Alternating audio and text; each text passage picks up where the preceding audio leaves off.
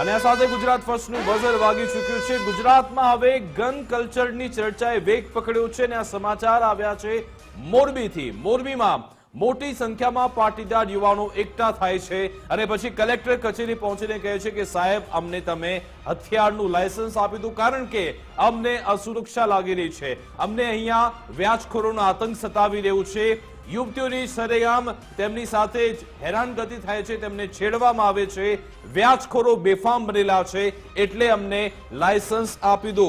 પાટીદાર યુવા સેવા સંઘના નેજા હેઠળ એક સાથે 200 યુવકોએ હથિયારના લાયસન્સ માંગ્યા છે। સામૂહિક રીતે રજૂઆત કરવામાં આવી છે। કહેવામાં આવ્યું હની ટ્રેપ, વ્યાજખોરીના ત્રાસથી અમે કંટાળી ગયા છે, ને જેમાં મનોજ પનારાની આગેવાનીમાં યુવકોએ માંગ કરી છે। શ્રી પાટીદાર યુવા સેવા સંઘના નેજા હેઠળ આ માંગ થઈ છે, કારણ કે કહેવામાં આવી રહ્યું છે છેલ્લા ઘણા સમયથી અસામાજિક તત્વો અહીંયા એક્ટિવ થયેલા છે।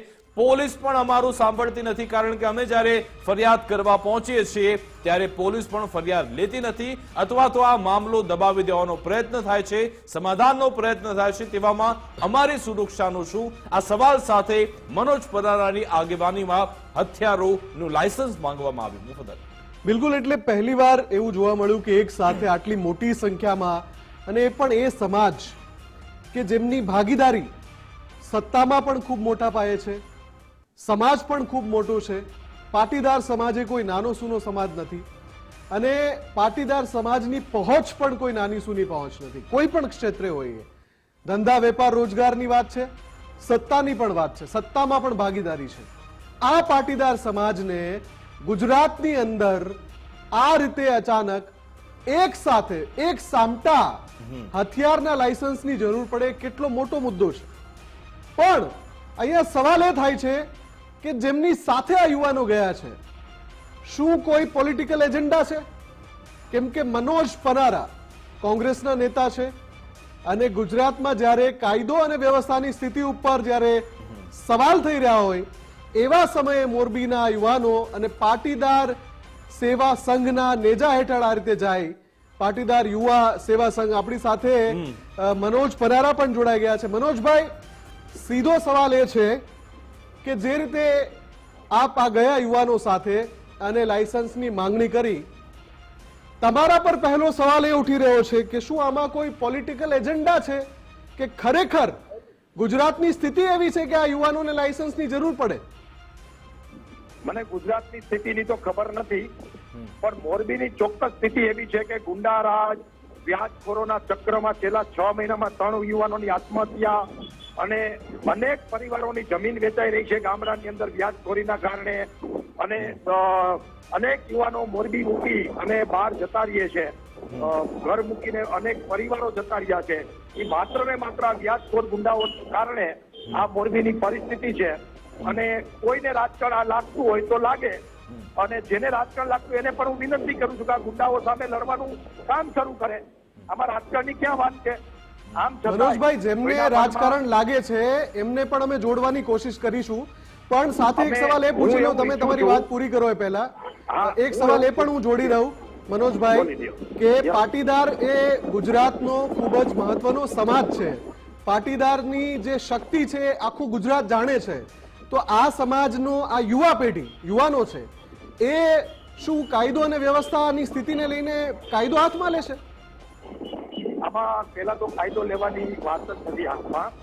અમારો આ પ્રતિકરૂપ એક કાર્યક્રમ હતો કે મોરબીની અંદર વ્યાજખોરી, ગુંડાગીરી, લુખાગીરી, રોમિયોગીરી અને હની ટ્રેપ સહિતના કબજાઓ ખેતરો ઉપર અને પ્લોટ ઉપર અને ઘર ઉપર જે પ્રકારે લુખાઓ કબજા કરી રહ્યા છે, એની સામે પાટીદાર, એની સામે તમને સુરક્ષા જોઈએ છે। બિલકુલ, આપણી સાથે કાંતિભાઈ અમૃતિયા પણ ફોનલાઈન પર જોડાઈ ગયા છે। કાંતિભાઈ, મોરબીમાં લુખ્ખા તત્વો બેફામ બનેલા છે, હની ટ્રેપના અહીંયા કિસ્સા બને છે અને પાટીદારો હવે હથિયારોના લાયસન્સ માંગી રહ્યા છે, શું કહેશો આપ આ બાબતે? છેલ્લા 2 વર્ષમાં લગભગ ઓછામાં ઓછા 40 થી 50 જણાને આપણે જેલમાં મોકલા, કેસ થયા। અહીંયા મોરબીમાં જે વાત છે એમાં આ કારખાના ચાલુ છે, દુકાનો ચાલી છે, અને એવા કોઈ વ્યક્તિના ગુના હોય તો એના માટે કડક હાથે કામ કરવા માટે કાંતિભાઈ અમૃતિયા તૈયાર છે, અને 100% પ્રજાના વચ્ચે રહી અને જે પણ આવું છે એને જડબાતોડ જવાબ દેવા માટે કાંતિભાઈ અમૃતિયા તૈયાર છે। મનોજભાઈ ફોન લાઈન પર જોડાયેલા છે, તેમને તમે શું આશ્વાસન આપવા માંગશો? કારણ કે એ તો કહી રહ્યા છે કે ભાઈ અમે તો પોલીસ સમક્ષ પણ જઈએ છીએ, ત્યાં પણ અમને સમાધાનની વાતો કહેવામાં આવે છે, કેટલીક જગ્યાએ મિલીભગત પણ થઈ જાય છે. કોઈ સમાધાન હું તો કરતો જ નથી કોઈ હારે. આજ મારા જીવનમાં 3 વર્ષ થયા, એના હારે લડવાનું કોઈ નથી. મનોજભાઈ આપ જવાબ આપી શકો છો. હા મનોજભાઈ નહીં, મારી વાત તો એટલી છે, મારે કોઈ રાજકીય ટીકા ટિપ્પણી કરવી નથી. આ પક્ષાપક્ષીથી ઉપરની વાત છે. જ્યારે પાટીદાર સમાજને આવા લુખ્ખા તત્વો પજવતા હોય, હેરાન કરતા હોય, ગુંડાગીરી કરતા હોય, કબજા લઈ લેતા હોય અને હનીફમાં સારા માણસોને, આ દીકરાઓને અને સારા માણસોને ફસાવી અને તોડ કરતા, આ બધા જ વિષયો કાંતિભાઈની સામે આવે જ છે. આ એવું નથી કે હું જાણું છું. આ બધા જ વિષયો કાંતિ અમૃતિયા એવા પછી બધા દોડતા થઈ ગયા ને બંધ થઈ ગયા અને 2017 આંદોલન થયા પછી આ મોરબીમાં જે થયું ને તમારા સરકારમાં, કોંગ્રેસની સરકારમાં તીપતિયામાં ચાલુ હતું ને, આ 2 વર્ષમાં બંધ કરાયું. કાંતિભાઈ છે ને વચ્ચે બંધ કરવા તૈયાર. હવે મારે કાંતિભાઈ સામે છે ને ટીકા ટિપ્પણીમાં એટલે નથી પડવું કે આ રાજકીય મુદ્દો નથી ના, અને રાજકીય મુદ્દાને લઈને મારે કોઈ ચર્ચા કરવી નથી.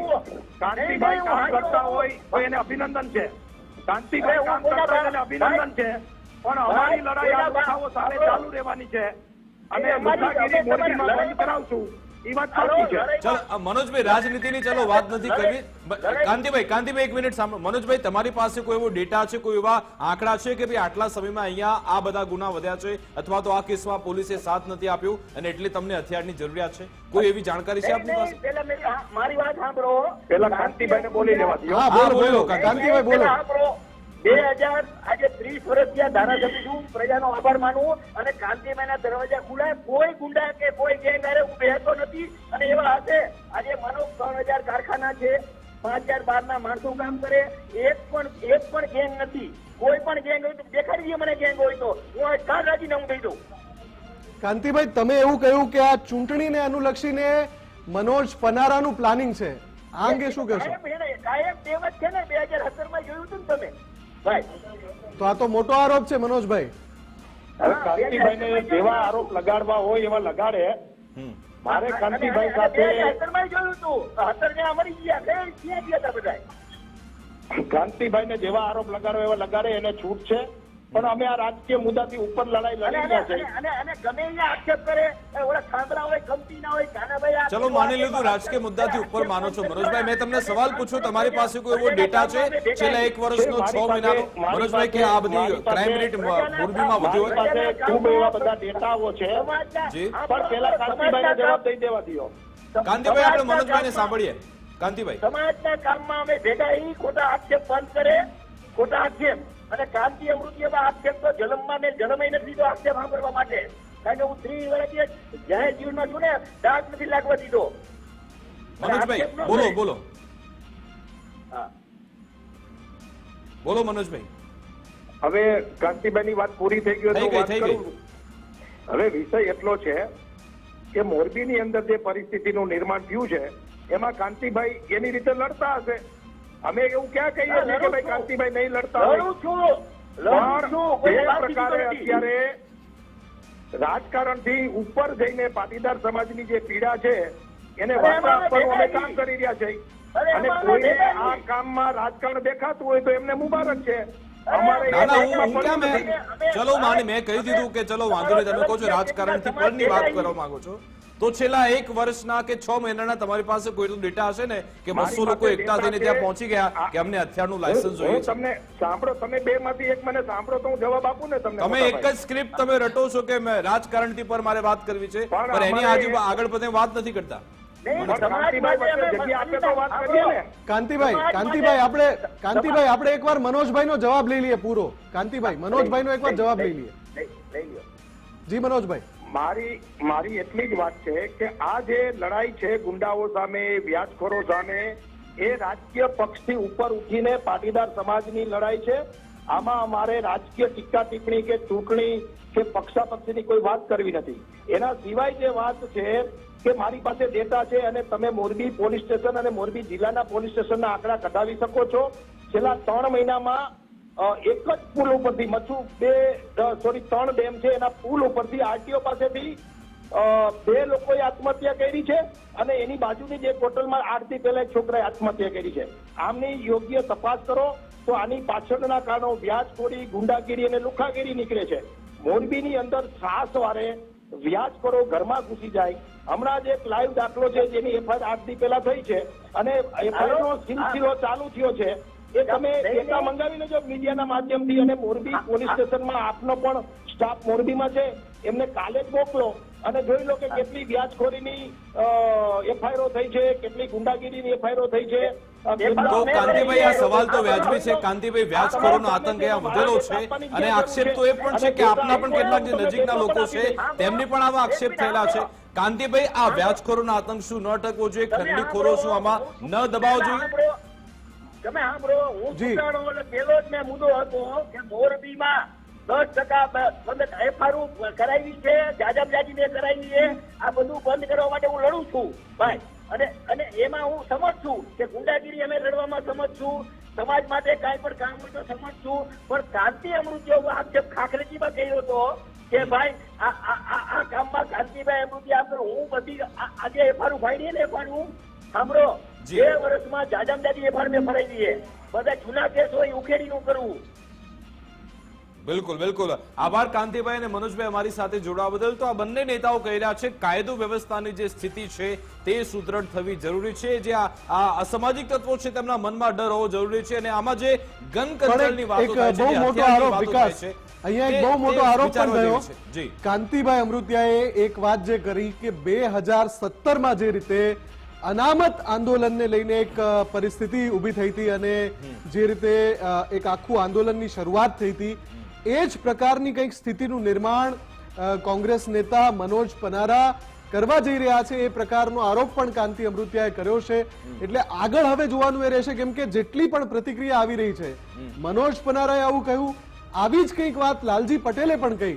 એટલે હજુ પણ જ્યારે બીજા પાટીદાર નેતાઓ સાથે આપણે સંપર્ક કરીશું, એમની પાસેથી જાણીશું કે આખા મામલામાં એમનું રિએક્શન શું છે, તો ખ્યાલ આવશે કે આ કઈ દિશામાં જઈ રહ્યું છે. અને બીજી વાસ્તવિકતા એ છે કે કાયદો વ્યવસ્થાની સ્થિતિ પર આપણે થોડું વધારે કડક થવાની જરૂરિયાત એટલા માટે છે કારણ કે આજે અમરેલીમાં સાવરકુંડલામાં જો જોયું કે જે અસામાજિક તત્વો એટલા બધા છાકટા થયા કે ભાજપ નેતાઓ પર હુમલો કર્યો અને પછી ત્યાંના ધારાસભ્ય મહેશ કસવાલાએ પોલીસને સીધી ચીમકી આપી કે ભાઈ હવે બહુ થયું, કારણ કે મારો પણ અહીંયા ગુસ્સો હવે શાંત નથી પડી રહ્યો, હવે પાણી હવે ઉપર ચડી ગયું છે. તેવી કેટલીક વાત પણ આજે મહેશ કસવાલાએ સાવરકુંડલામાં કહી હતી.